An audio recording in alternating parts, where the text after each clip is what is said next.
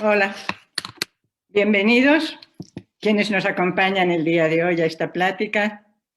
Un saludo para los que vendrán en días sucesivos y gracias a los organizadores de esta serie de conferencias, verdaderamente notables, excelentes, y les agradezco la invitación, que en realidad, más que invitación, ha sido un desafío, porque todos los compañeros que me han precedido en estas pláticas son brillantes, eminentes, conocedores del arte hispanoamericano, del arte en la Nueva España, de la historia novohispana.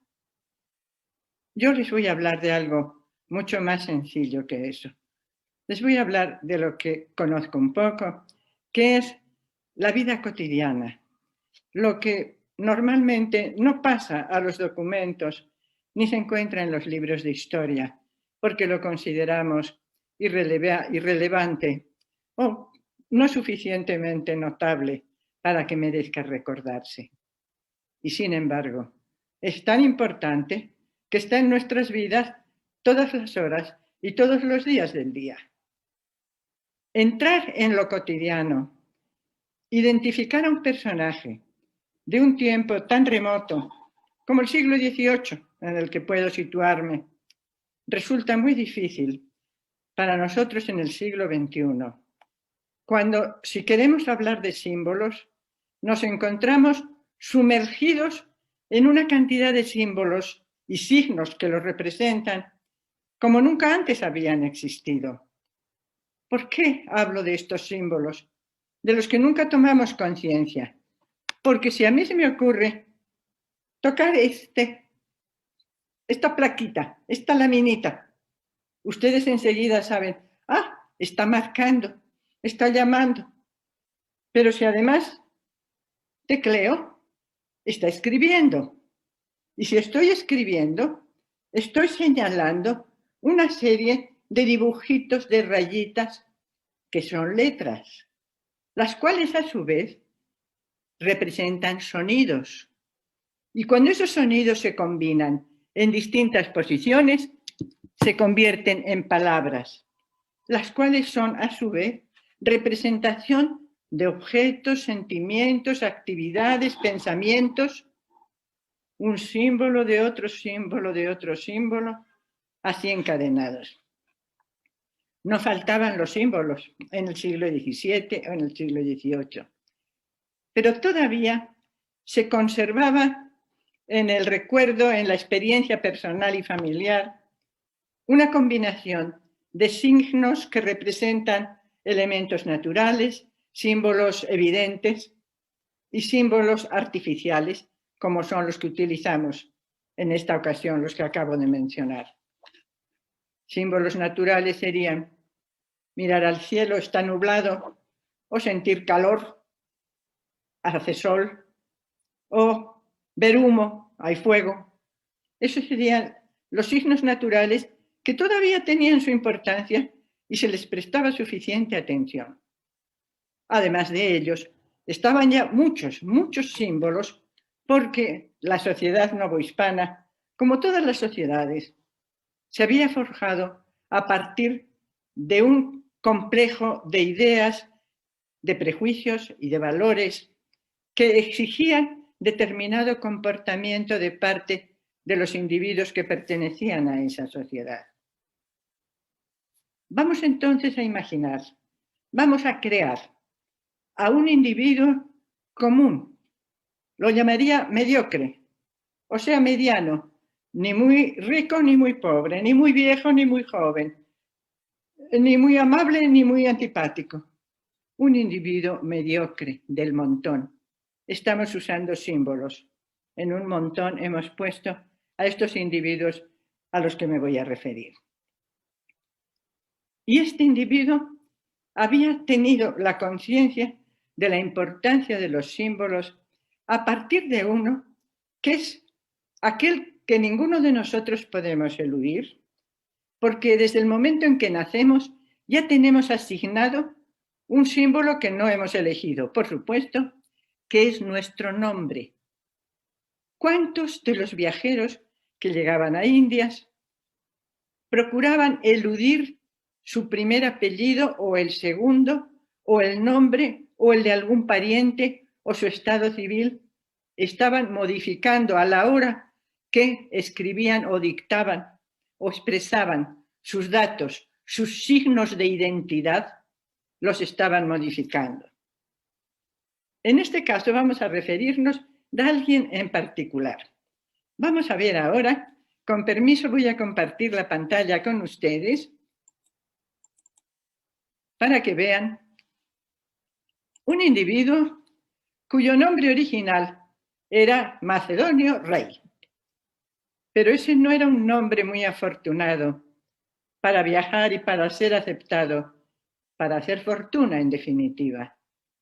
Porque Macedonio en Europa era bien conocido por la migración, precisamente por aquellas fechas del siglo XVI al XVII.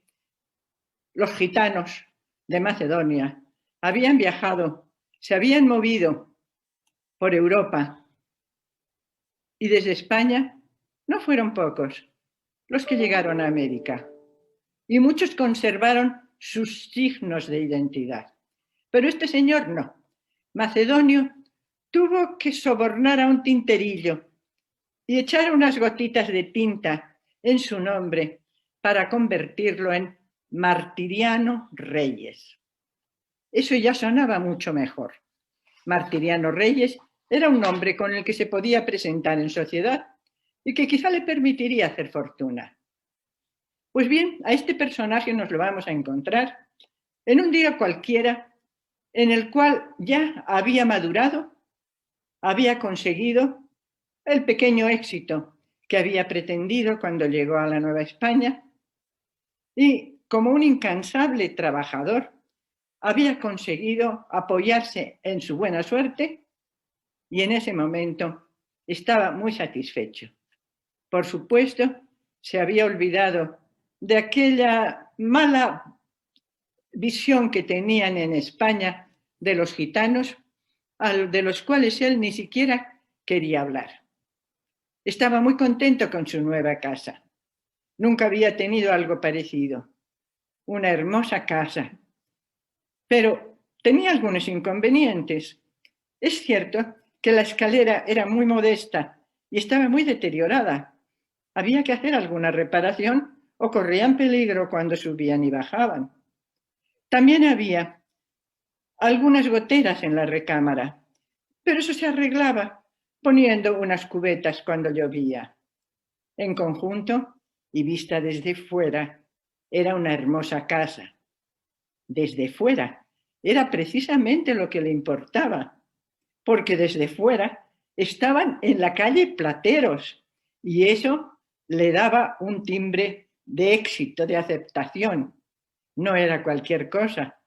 Por supuesto, era mucho mejor que vivir en la Cerrada de Zuleta o en la Alcantarilla, como habían vivido antes.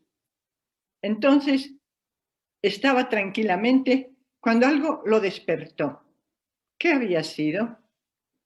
De nuevo repitió el gallo. Ah, fue el canto del gallo el signo de que pronto va a amanecer. Y como pronto va a amanecer, me quedan apenas unos minutos para reposar tranquilo pensando en lo que voy a hacer en este día. Miró entonces a su esposa. Su esposa, dormida, muy castamente cubierta con un camisón, que era un signo de que era una dama virtuosa, seria, honesta. Y sin embargo, don Martiriano pensó, ¿cuánto me gustaría ver a mi esposa desnuda? Pero ¿qué pasaría si ella se da cuenta de que levanté su camisón para verla desnuda? Eso sería un signo de lascivia imperdonable, vergonzoso. Y se retuvo mientras oía el repique de las campanas de catedral. Y tras las campanas de catedral comenzaron a repicar todas las que le daban la réplica en las iglesias, los templos, los conventos de la ciudad. Ahora sí le tocaba levantarse. Miró con cierto rencor al hermoso Cristo que presidía la recámara en la pared encima de la cama y que algunas veces le habría gustado tapar como se tapan las imágenes en Cuaresma, para que no le estuviera mirando cuando él quería disfrutar de su esposa en este su segundo matrimonio. Pero él era un buen cristiano y lo demostraba con la serie de imágenes que adornaban no solo la recámara, sino los pasillos, la sala, el escritorio. Todas las piezas de la casa tenían a San Andrés, Santa Inés, Santa Águeda, hasta el Felipe de Jesús, que no era santo, pero ya lo sería. Estaban empeñados en que lo fueran. San Lorenzo. Todo eso lo acreditaba como un buen cristiano. Sintió que la temperatura era agradable, los rayos de sol comenzaban a calentar y en ese momento decidió salir a buscar su desayuno, se abrigó ligeramente y le vino el aroma de la cocina. Le gustaría adivinar qué sería lo que en ese momento le estarían preparando en la cocina. Pensó si serían chilaquiles, tostadas, enchiladas.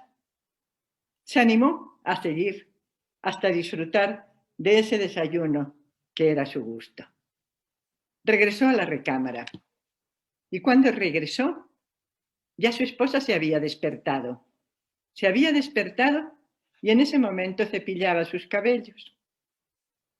Le gustó contemplarla en el reflejo de la luz de la ventana, la curva inocultable de su vientre. Ahí estaba su hijo.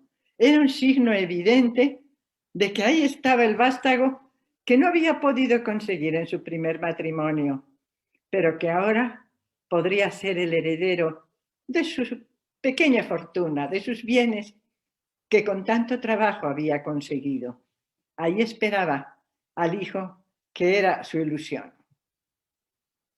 En ese momento terminó de vestirse, pero para ello pensó: vamos a darle paso. Acababa de morir su socio y por lo tanto debía de vestirse de color negro, manifestando luto. Era una manera de compartir el duelo de sus conocidos, amigos, cercanos, allegados. Terminó de vestirse y salió de su casa después de saludar a su esposa, dispuesto a resolver los negocios del día. Afortunadamente, su joven y segunda esposa había aportado la dote razonable con la cual había podido completar para esta nueva casa que al salir contempló en la fachada. Era una fachada mezcla de adobe, de piedra, de cal, como tantas otras casas señoriales, que incluso con grandes escudos en la fachada y con hermosa vista de piedra y tezontle, por dentro eran de adobe. Muchas eran las casas que se construyeron así en el centro de la ciudad. Así era la casa de don Martiriano, pero suficientemente confortable e indudablemente prestigiosa por el rumbo en que se encontraba. Así pues, siguió don Martiriano caminando y al salir a la calle encontró una iglesia, otra, San Francisco, la Profesa, una por una. En todas las iglesias cuidó de santiguarse cuidadosamente. Como un buen cristiano, era importante hacerlo debidamente. Todo ello significaba que estaba bien ubicado. Esa era la posición que le correspondía después de tantos esfuerzos y trabajo.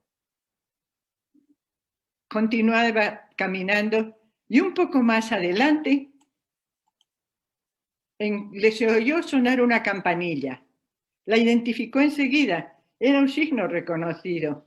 Era la campanilla del acólito que acompañaba al sacerdote que llevaba el viático, la comunión para los enfermos y moribundos. En ese momento, al paso del viático, Todo buen cristiano debía mostrar reverencia arrodillándose, y don Martiriano se arrodilló, aunque le apenaba ensuciar su hermoso traje nuevo. Pero todo valía la pena con tal de que el signo de reconocimiento y respeto demostrase su calidad de auténtico buen cristiano, fervoroso buen cristiano. Esperó que pasase el viático y continuó caminando de largo para encontrarse con algo que ya le resultaba familiar, que era la cercanía del mercado. La cercanía del mercado que podía reconocer fácilmente por el movimiento de la gente, por los aromas de los alimentos, por las carretas cargadas de frutas y verduras. Todo ello era signo de movilidad. Eso no habría sido así en un día festivo, en un día sagrado, pero este era un día de trabajo, era un día de mercado, y esa actividad le daba vida a la ciudad y le daba vida a su negocio también, por supuesto. Los aromas de las especias, el movimiento de los transportadores que movían su mecapal, el signo evidente de que ellos con el mecapal podrían cargar cualquier cosa que comprase. Pasó por el Parián y continuó caminando para llegar a donde estaba su negocio, una tienda de telas que ya su asistente había abierto al público. Estaba satisfecho. Había conseguido comprar los mejores tejidos llegados de los dos mares, tejidos europeos, orientales por un lado, orientales desde Filipinas por el otro. Había telas de terciopelo, de seda, de algodón, de Holanda, de cualquier lugar de la China, y para que el público conociera que allí podría encontrar ese hermoso surtido de las telas que podían necesitar, para eso tenían siempre en la puerta 2 o 3 de aquellos tejidos más llamativos, más novedosos, que podían atraer al público, porque era un signo de la variedad y la actualidad de los productos que tenía. Un poco antes había estado preocupado porque en algún momento el gobierno de la metrópoli había querido aumentar el número de los envíos que hacía de mercancías a América y a la Nueva España en particular. Y eso no le convenía, porque él tenía todavía almacenadas telas del año anterior que tenía que ir sacando a buen precio. Pero si venían llegando nuevos productos, le costaría más sacar lo antiguo. Esta era una queja que tenían los vendedores de vinos y de aceites y de almendras, de aceitunas. Todos querían acabar primero con su producción para poder recibir la que venía después. De modo que lejos de lo que pensaríamos, si viene otra remesa más, vamos a hacer más negocio, ellos preferían exprimir aquello que había sido su primer negocio. Se entretuvo durante unas horas revisando los libros de cuentas de su negocio. Don Martiriano era cuidadoso, serio, y no era, como ya hemos dicho, ni demasiado honesto, ni totalmente tramposo. Era como la mayoría. Solo hacía trampas cuando estaba seguro de que no se las iban a descubrir. Para eso servían los libros de cuentas. Para eso había que conocer muy bien cómo manejaba las cifras. De esa manera, confirmó que las cosas estaban en orden, que podía seguir llevando el mismo ritmo y no tenía riesgo por ahora. Entonces se acordó de que tenía varias cosas pendientes. Tenía que salir. Pasó por delante de donde estaba el carpintero. El carpintero tenía su emblema delante para que mediante el símbolo de la carpintería pudieran saber que ahí estaba.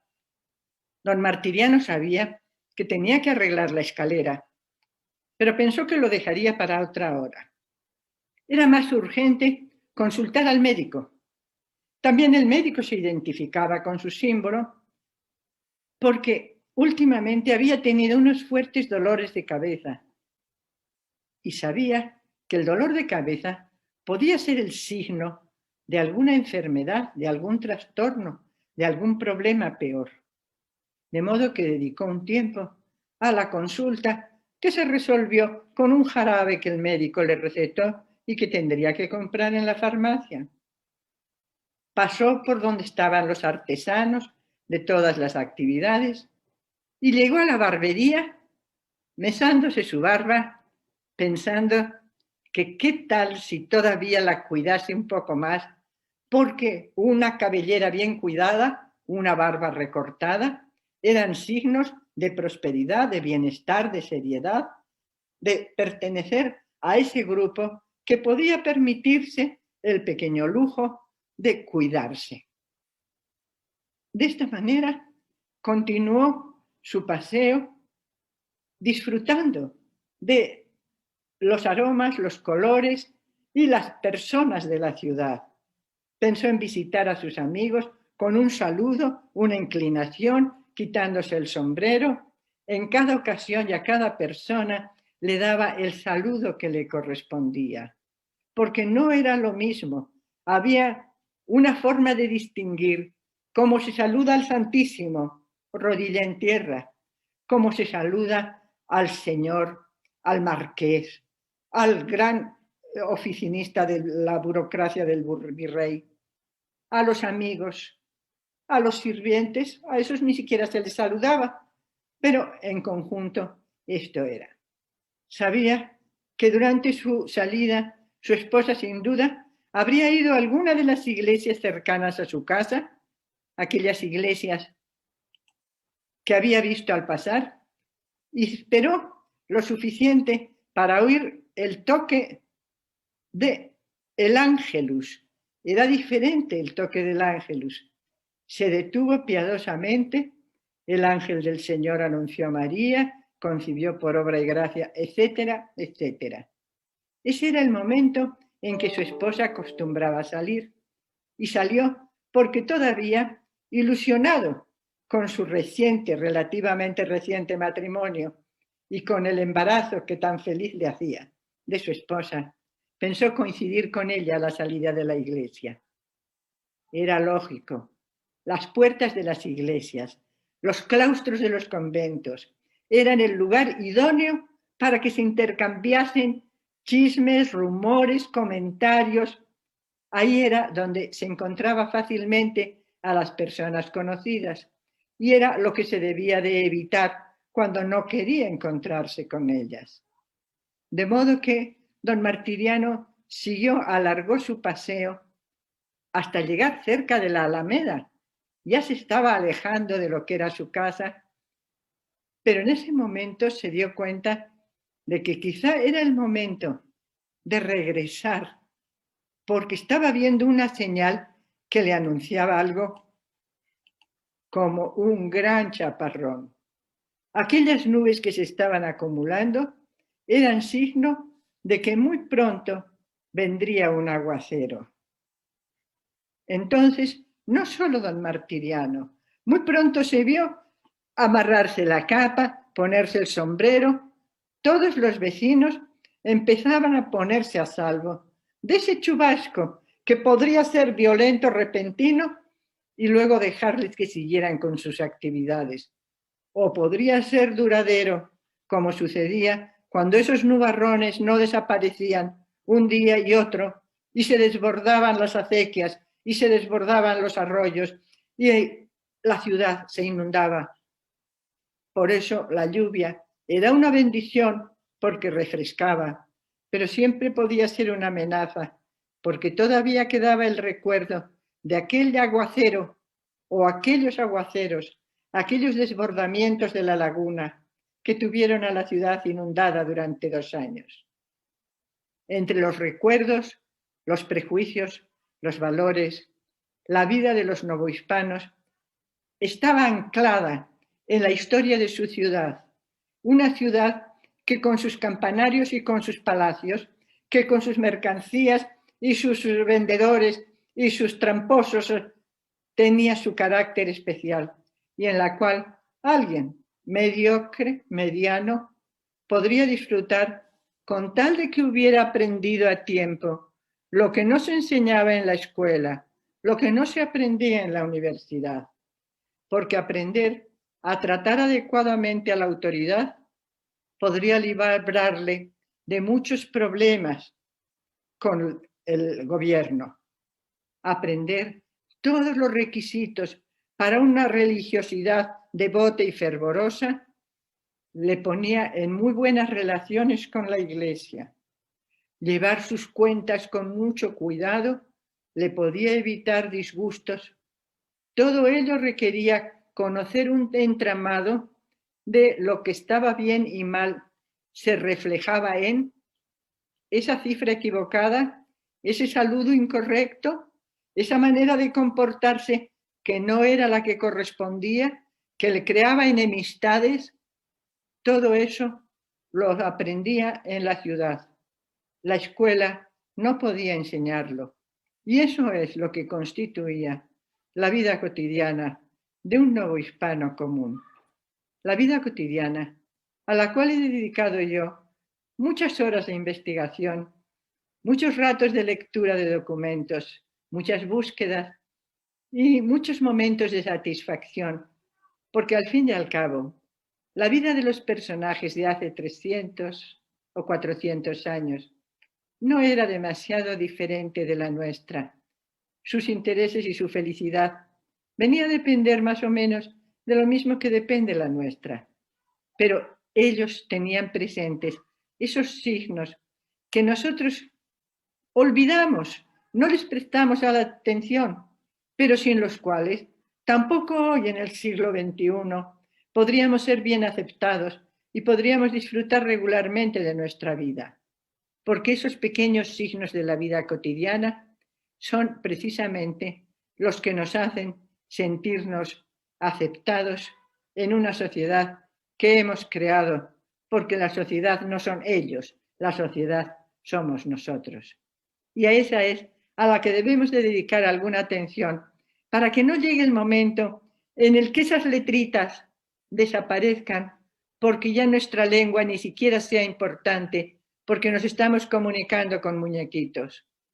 Todo lo que hoy tenemos, y es maravilloso, y nos parece maravilloso, y habría sido increíble, y que sin embargo significa la pérdida de unos símbolos para recuperar otros que no son tan nuestros, tan enraizados en nuestra tradición y en nuestras costumbres, pero a los que inexorablemente tenemos que unirnos y que afortunadamente nos permiten comunicarnos, como en este momento en que con mucho gusto les envío un afectuoso saludo y me despido de ustedes. Muchas gracias.